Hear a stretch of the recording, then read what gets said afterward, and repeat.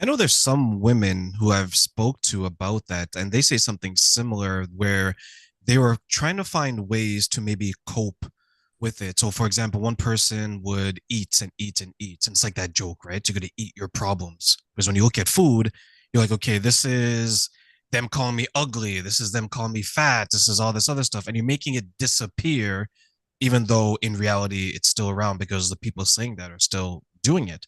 And then another person said that terrain one thing that I did, and I got trapped in it, is that I started to look outside of my family for attention and validation.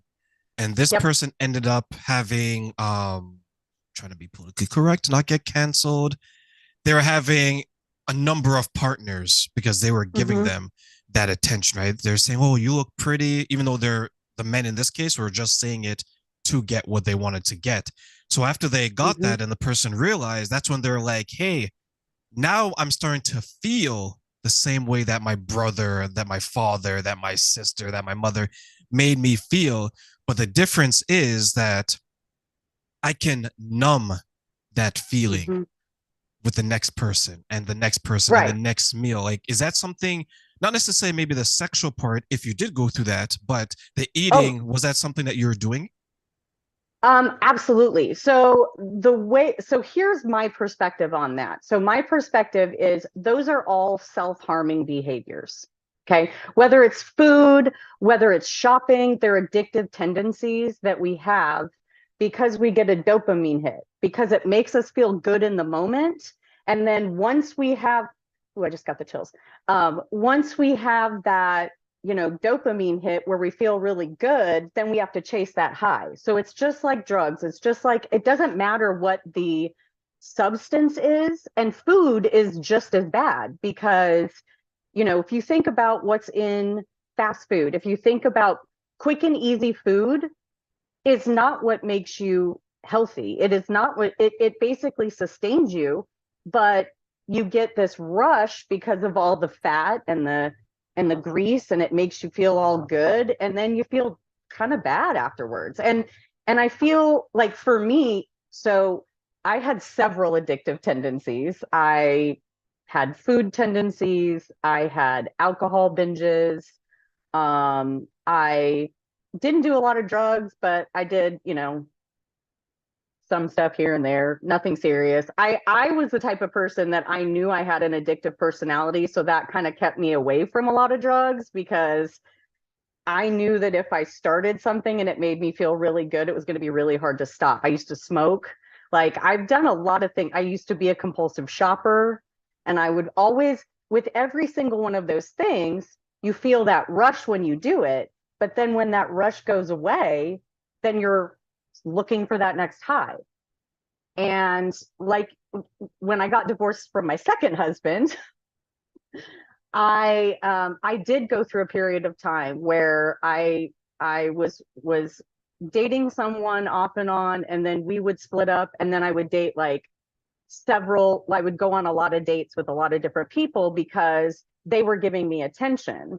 And this was after I'd had my weight loss surgery and after I'd lost a significant amount of weight. And my second husband, he's a wonderful man, but he liked me heavier. And so when I started to lose weight, we kind of grew apart because our interests changed. And so I didn't get a lot of physical attention. I didn't get a lot of emotional attention. I spent a lot of time by myself, and I was a stay at home mom at the time as well. So when I got divorced, I was like free, and I took advantage of it. And I don't regret any of my behaviors. I wish I would have valued myself more. But that's what I've really learned over the last several years that I've been doing this healing work on myself is that when you truly love yourself unconditionally, you don't have to search outside of yourself. And what ends up happening is the good will come to you. So the good people will come to you. When you hate yourself, that's the energy that you're going to attract from other people. So you're going to attract people that want to take from you. And because you are looking for that validation, you're going to give whatever you can to keep them interested in you for that dopamine hit, but you can't sustain that. So then somebody gets overwhelmed, somebody leaves, and you're looking again for the next high.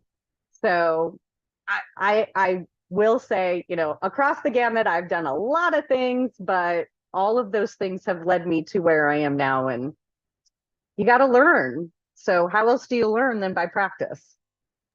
I will agree, and I think that's something like I guess people don't necessarily speak about, right? They don't speak about their own contribution to the situation that they're in. They're saying that, okay, you know what? Yes, I was being teased and doing, you know, being mistreated and being called all these names. But once I started to take things to change things, some people actually fall into a different type of abuse because now the abuse, instead of it coming from externally, it's internal. It's like, okay, you know what? I lost the weight. I look good. I'm sexy.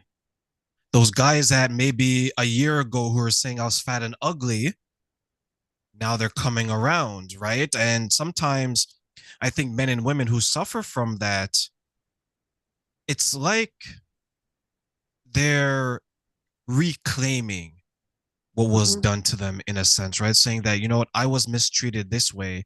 Now I'm in a position and now maybe I have the power to create a little bit of chaos in other people's lives like I have my own. But when you realize that, hey, you know what, I'm going through this, I do need to make a change. Because I looked at when I was trying to gain weight and I was getting attention that I wasn't accustomed to.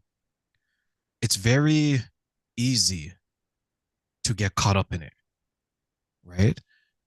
And if you're not careful, like you said, right, like you have addicted tendencies. And for me, it was like, okay, I don't know how to navigate this. It's new. How do I do it? But because it's Mhm. new, you're curious. Okay, what if I just do it a little bit here, not so much there, right? And then you have to catch yourself. Like, how were you able to make sure that you didn't lose yourself in the moment when that was happening? So I am a recovering people pleaser, and um, it took me a long time to stop doing that. So for me, even after I lost all this weight and people were complimenting, I still didn't see myself that way. I pretended I did. You know, they say fake it till you make it. And I acted like I did, but inside I still didn't feel worthy. And for me, I accepted attention from people that now I would look at and I would be like, why did I even talk to that? Like, I wouldn't even talk to that person now.